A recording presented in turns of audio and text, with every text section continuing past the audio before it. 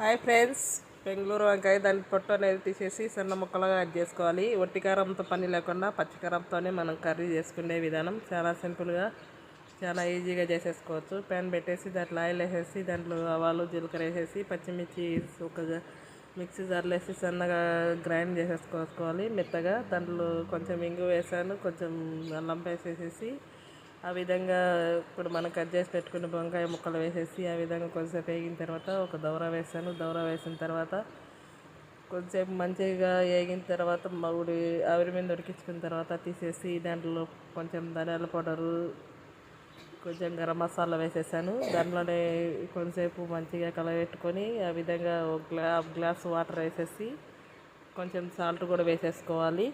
ఈ విధంగా చేసుకోండి, మంచిగా బెంగళూరు వంకాయ అనేది ఉడుకుతుంది. ఒక ప్లేట్ వేసేసుకోవాలి. రెండుసేపు వేసేసిన తర్వాత మళ్ళీ